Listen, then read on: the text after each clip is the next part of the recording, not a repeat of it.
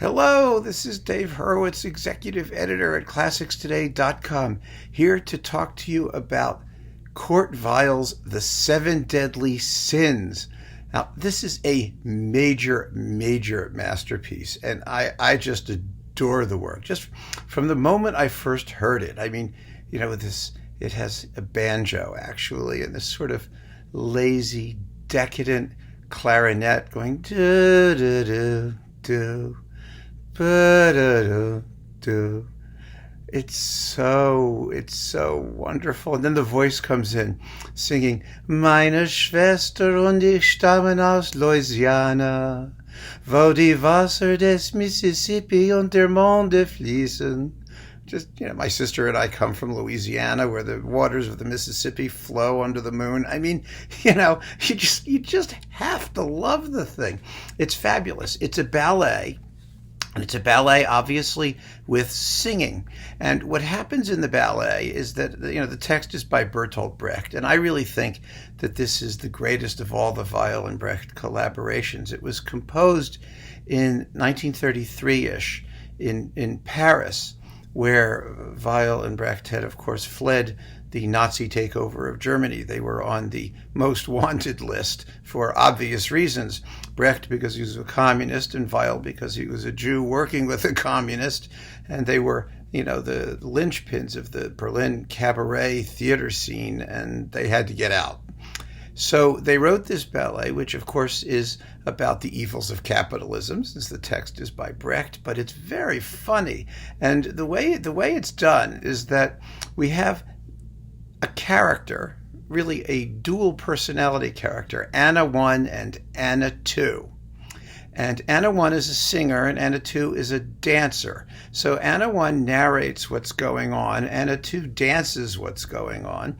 And there's also a vocal quartet, which consists of Anna's family, her parents and two brothers.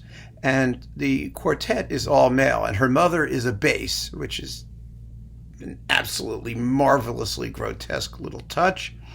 And Anna travels from city to city in the United States, each one of which, 7 of them, of course, represents one of the 7 deadly sins, trying to earn enough money to send home to her family so that they can build a little house by the Mississippi in Louisiana. And it's just marvelous. The music it's got waltzes and foxtrots and it's just gorgeous. And the parts for the family are sort of Bach chorale type things. The piece is hypnotically fabulous. It's only about 35-40 minutes long. I have seen it danced. The New York City Opera did a production of The Seven Deadly Sins with Carmina Burana as the coupling. Because, Carmina Burana was, of course, the poster child for Nazi culture in modern music. So they made a very, very interesting coupling. Now, The Seven Deadly Sins has been recorded many times, and quite successfully, too. And I'm going to talk about 3 of the best. Originally, of course, it was Anna. The part of Anna was taken by Lotte Lenya, Kurt Weill's wife, and the great actress and singer. But she was a soprano. Later, she became a contralto because her soprano voice vanished, partly as a result of some heavy smoking, no doubt. And so the piece was rearranged for lower voice, which is how it's almost always performed today. You very, very seldom hear the soprano original. There was a version, I believe that Simon Rattle did it with his then wife, and Elise Ross, or whatever her name was. She was horrible. The performance was horrible. I blotted it out of my memory. So we can forget about that one. Julia McGuinness, the soprano, did an excellent recording of it with Michael Tilson Thomas, which is definitely worth considering. It's on Sony Classical, and it's definitely one of the better ones. And that's also, it's not on my top 3 list, but it's a very, very good one.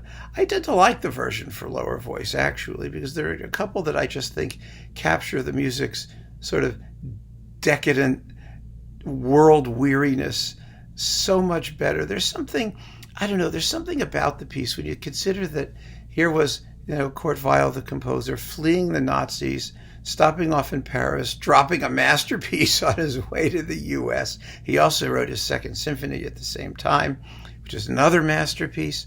It just was an extraordinary time, in a bad way, of course, in terms of world history. But there's something about musical genius that responds to pressure. And this is one of those works that responds to pressure. And it's a must-have piece of music, not only because it's so redolent of its time and place, but because it's just a work of genius by any definition. So let me talk about the three versions that I really, really like, knowing full well, major singers do this piece. Brigitte Fassbender recorded it for Harmonia Mundi. Teresa Stratas recorded it for Arado. But those performances, to me, all have their issues. Either the conducting and recording aren't great, or the singing isn't great. The ones that really capture the spirit of the piece are, to begin with, Uta Lemper. Of course, you don't need a professional opera singer to do the piece, and it's probably better if you don't have one. That's why it doesn't matter so much whether you keep the original soprano or do the version for lower voice. But Lemper is accompanied by John Mosseri, who is a specialist in this kind of music, who has the idiom absolutely perfectly down pat. And it contains also this disc, the Mahagoni Songspiel, which is wonderful. That became, the opera, The Rise and Fall of the City of Mahagoni. But originally, it was just a bunch of songs. It was essentially a song cycle.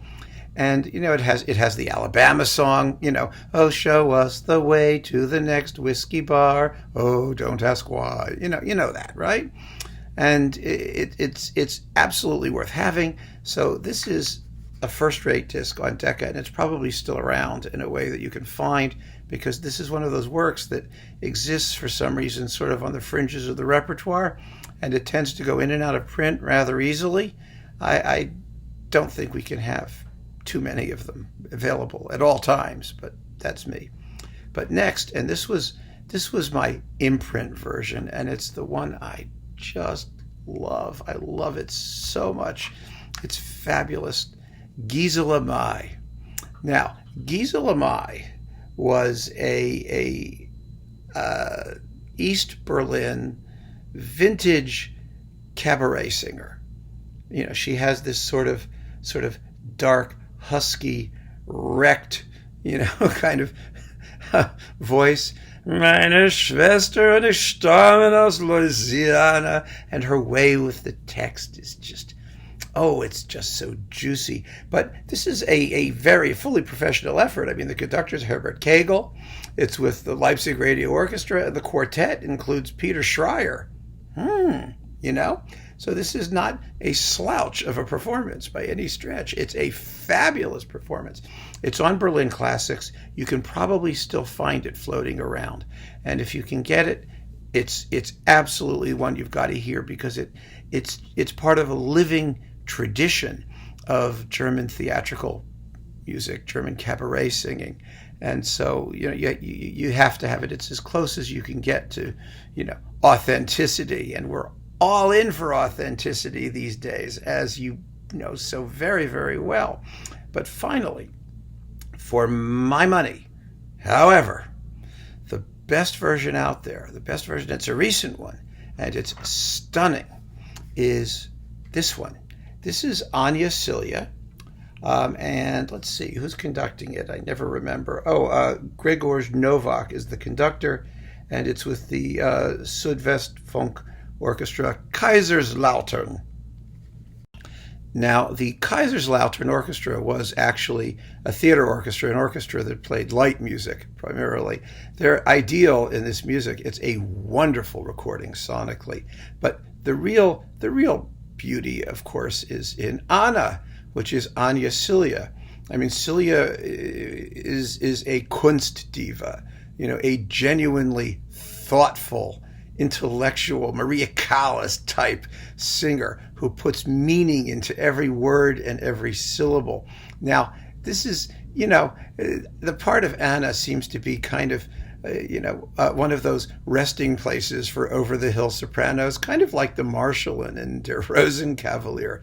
When careers are starting to end, this is one of the roles you take up because it's wonderful. I mean, it's a character role. It requires what they call in the opera world face. You have to have personality in every word, and if your pitch is a little iffy sometimes, or you don't have a note here or there, you can speak, you can do a little parlando, you can get through it. But that's like Rex Harrison in My Fair Lady. You don't have to actually sing it all. You can do a little Sprechstimme if you feel like it. Celia doesn't have to do any of those things. She still has more than enough voice to take on the role. But much, much more importantly, she just has the character. I mean, there are moments in this where both Annas talk. One Anna always goes, "Nicht wahr, Anna?" Yes, Anna. The other is, "Ja, Anna." You have to be two people. You have to have a split personality. And, this is perfect for Celia. Remember, her great role, or the great role on disc that many of you may know, was the Senta in the Klemperer Flying Dutchman. And Senta is one of those, she's one of the most annoying characters in all opera. All she does is, fall in love hypnotically with a portrait and then fling herself off of a cliff because she's going to redeem the Flying Dutchman, with her love. She's an idiot. She's annoying.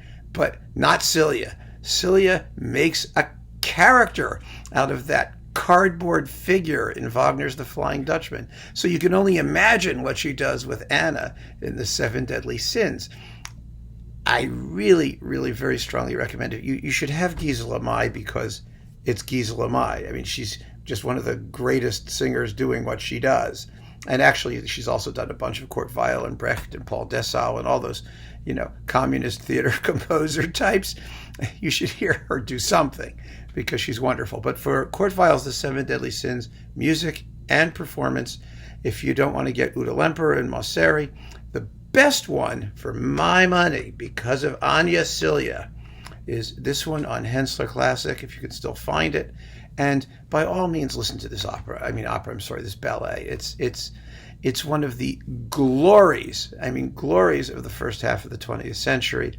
A piece like no other, a completely original work of genius by Kurt Weill, and just the most rewarding musical experience. It's so much fun.